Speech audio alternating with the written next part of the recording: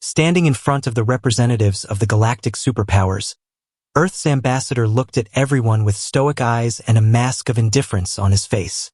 The aliens sat nervously in front of him, unable to meet his eyes.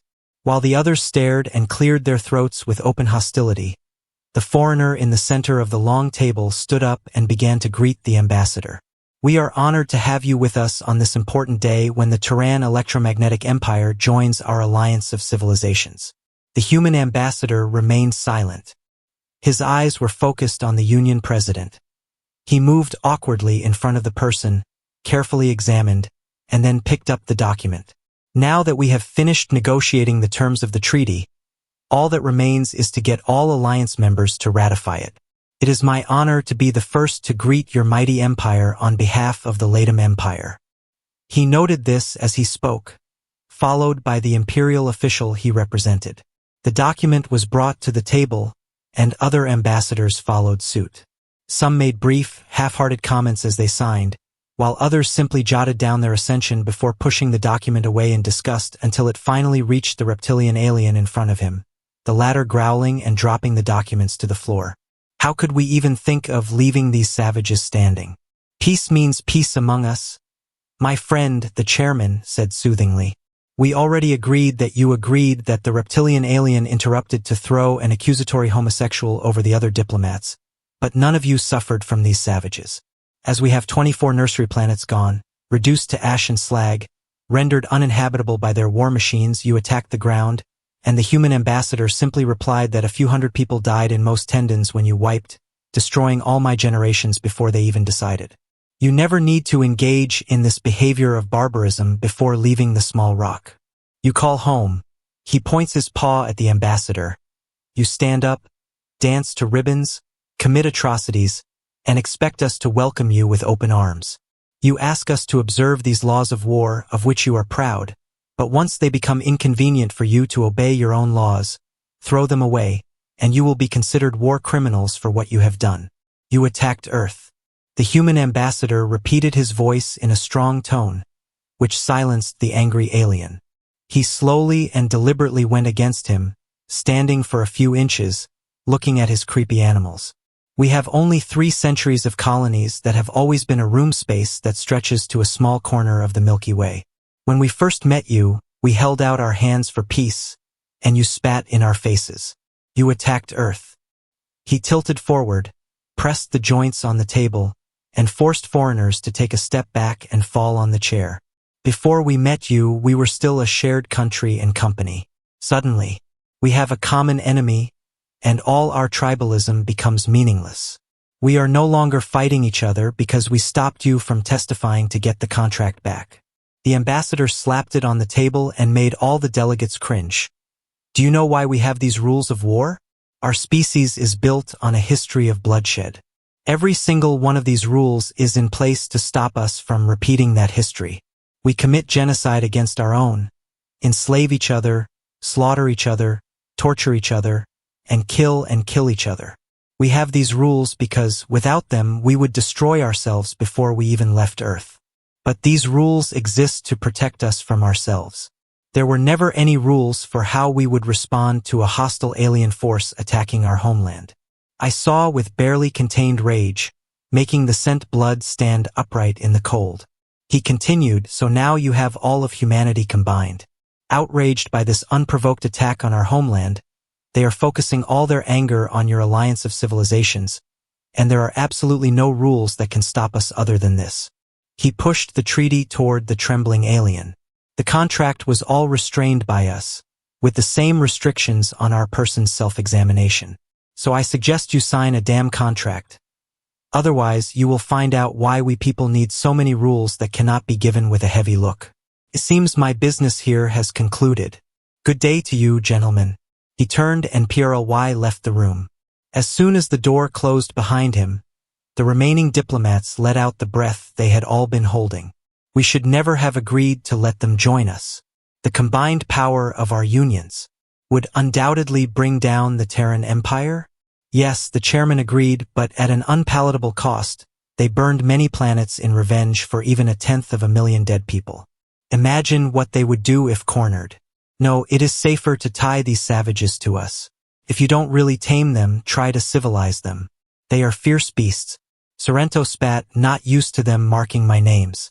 These people will spread like a plague across the galaxy until they are too powerful for us to put down. We must act now before they turn on us and look to the emissaries. The chairman said, if you are so against their joining, why did you sign the treaty and make him unhappy? Listen, the serpent beings say, it will take decades or even centuries for us to recover from the loss of our nurturing planet. We are not equipped to deal with such a ferocious species, and neither are any of us.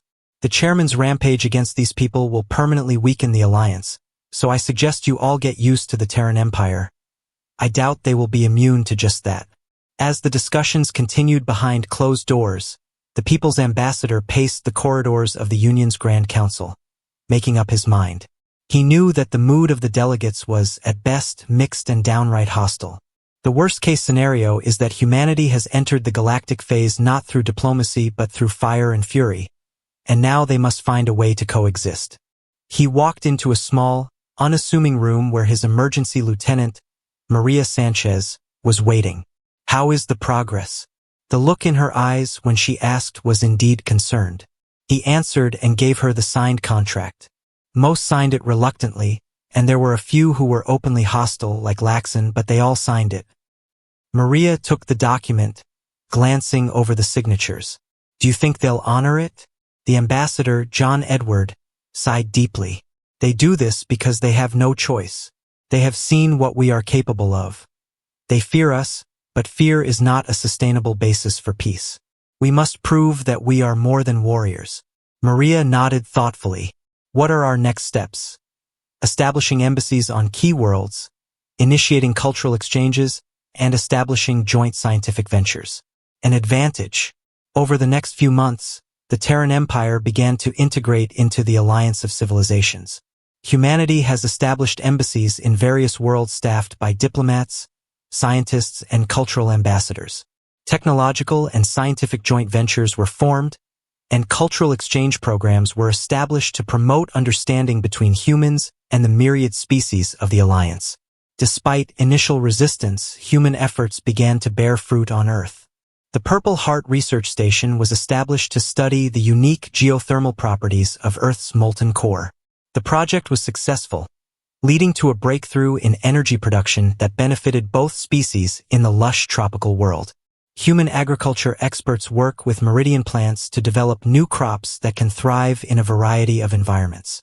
This cooperation not only increases food production but also helps to reduce hunger among several members of Alia. Cultural exchange plays an important role in the bridge, and the gap between humans and other species also plays an important role. Human musicians, artists, and writers share their work with the galaxy, while alien artists showcase their unique talents here on Earth. These exchanges foster feelings of mutual respect and admiration, slowly breaking down barriers of mistrust. But not all meetings on the industrial planet Dral went smoothly. A mining dispute between human workers, Dral, and the miners almost escalated into a violent conflict. The Dran are an extremely territorial species, suspicious of human intentions and resenting their presence. It took several weeks of negotiations led by Edward himself to reach a compromise that would satisfy both sides on Earth about the consequences of joining the Federation. Earth cities became bustling centers of interstellar trade and culture, with alien visitors marveling at humanity's ingenuity and resilience and humans fascinated by the diversity of life that was now part of their daily lives. The Council of Tanzania convened in the capital city of New Geneva to discuss humanity's future role in the alliance. The meeting was chaired by an experienced diplomat, Eno Weiss. She said, "We have made significant progress in integrating with the Union, but we must remain vigilant and proactive. Our presence is still viewed with suspicion by many, and we must demonstrate our commitment to peace and cooperation. Madam President Edwards, I think we should focus on expanding our humanitarian efforts. Many alliance worlds struggle with poverty, disease, and environmental degradation. We have the resources and expertise to help you agree. Let's give these events more resources and make our efforts visible. We must show the galaxy that humanity is a force for good." At the same time, A new threat appears in Xander's distant world. The Xandaran, a warlike race with a history of conquest, have followed. The rise of the Terran Empire has attracted increasing attention. Their leader, Kak, believes that the acceptance of the alliance by humans is a direct threat to his ambitions. We can't leave these people in our field, and Kak advertised with his consultant. They are a dangerous and unpredictable species.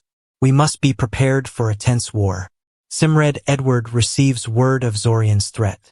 He knew that any conflict with Xander could destroy the fragile peace within the alliance. He quickly arranged a meeting with President Weiss to discuss the matter. As Edward insisted, we cannot afford another war. The Xander are extremely powerful, and a conflict with them would be devastating to both sides. We need to find a diplomatic solution. Weiss agreed that we send a delegation to Xander's negotiations. You should drive it. John, you have proven yourself to be a skilled diplomat, and your presence may prevent them from acting aggressively. In preparation for the mission, Edward traveled to Sonda with a small team of diplomats and security personnel, hoping to avert disaster upon arrival, but the delegation was met with hostility and viewed with suspicion by the Tran soldiers. The atmosphere was tense. Edward and his team are escorted to a grand hall, where they are greeted by Warlord Kek. Welcome to Xander's Kaka, with sarcasm in his voice. What brings you to our world? Human Edward remained calm and composed. We come in peace, Warlord Kek, and the Terran Empire seeks a lasting alliance with Xander and its people. We believe that cooperation is better than conflict.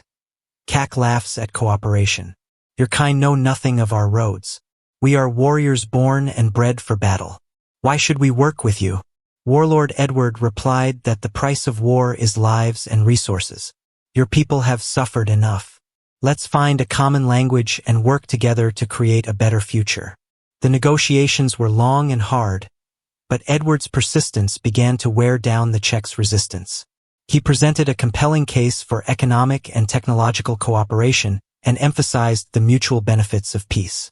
After several days of heated discussion, with the Xander leaders slowly but surely softening their stance and the Kak finally softening Ambassador Edward, I will consider your offer, but know this, we will not be defeated.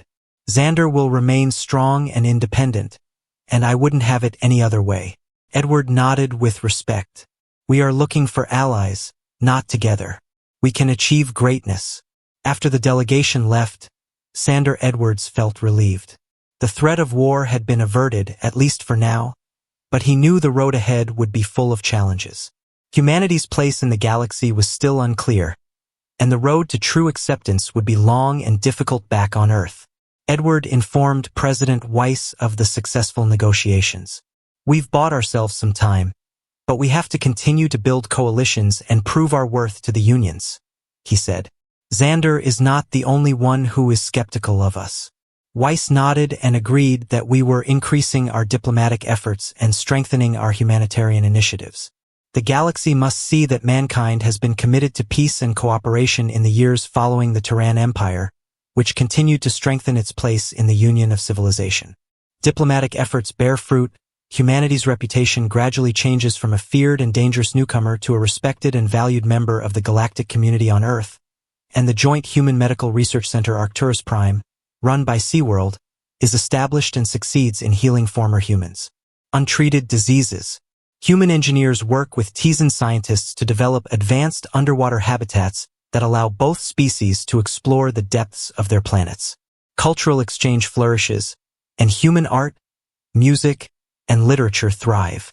Across the galaxy, highly regarded alien cultures have, in turn, left their mark on Earth, enriching human society in previously unimaginable ways. Despite these successes, challenges remain. The Alliance still has those who distrust humanity, and occasional skirmishes test the fragile peace.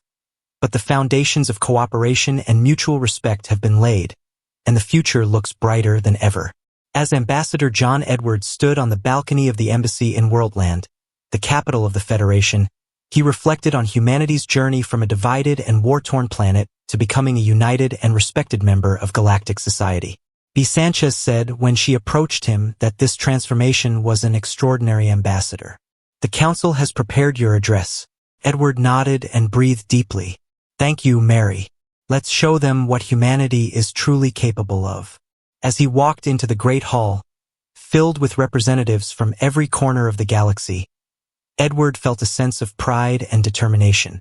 The way forward was still unclear, but one thing was certain.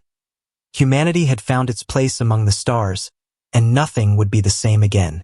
Key delegates Edward began their voice and repeated it through the camera. We are here today, uniting our diversity, committed to the future of peace and cooperation.